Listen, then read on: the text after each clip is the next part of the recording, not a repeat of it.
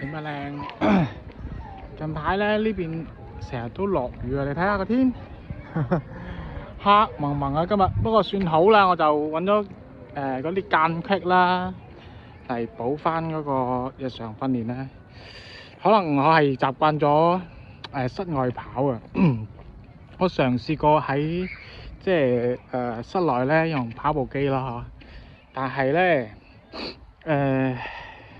怪怪地嘅，係咯，怪怪地，可能我哋自己嗰台跑步機又差啦嚇，可能呢個都係原因啦。第二個就係個空氣真係冇戶外啊咁舒服嘅，咁所以由 LSD 咧就冇跑啦，上個星期就休息咗一日，係咯，休息咗幾日啦，連續應該係講。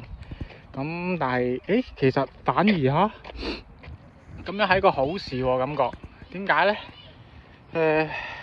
可能我而家係慢慢恢復翻一周4跑，咁但係咧啲肌肉上邊、力量上邊咧都係未跟得上，真係未跟得上。咁我發現我本身要跑 LSD 嗰日咧，其實隻小腿係會好實。點講？我哋講呢樣好實，點講？應該係太緊張，係啦，應該仲未放鬆翻。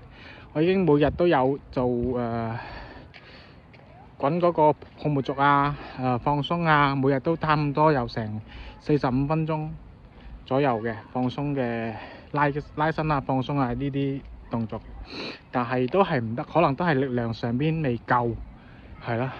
咁始終都係身體要聽翻自己身體信息啦。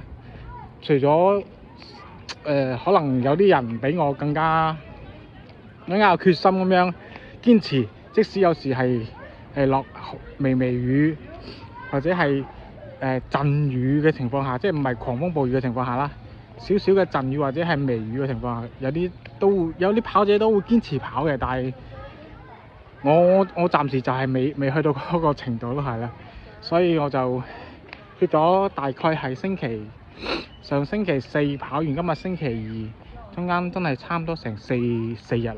其實恢復得幾好㗎，呢幾日恢復得幾好，特別係小腿嗰個緊張度啦，放鬆翻。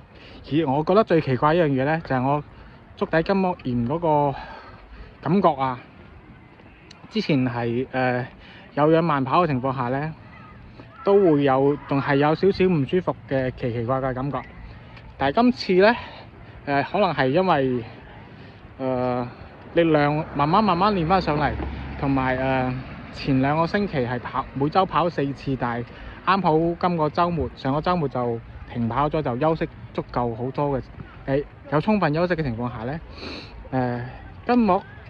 足底筋膜炎嗰度咧就又好多喎。我唔清楚咩原因啦，但係我今個星期都會再同我哋醫生去溝通翻。但係我都係想講翻一樣嘢，真係要聽翻自己身體信息，佢一定會講你聽，佢唔舒服或者佢有其他信號會俾你嘅。休息真係力量訓練加休息，好好嘅休息先至係對我哋而家嘅康復最有效嘅方法，我感覺。另外就係話要聽醫生建議，真係要做翻佢哋配合翻佢哋介紹我哋嗰個康復嘅動作啊。如果大家有興趣嘅話咧，可以留言俾我啊。我今次都學習咗一套嗰個康復嘅動作，我感覺幾好嘅。如果大家需要嘅話咧，可以私聊我。好啦，下期見。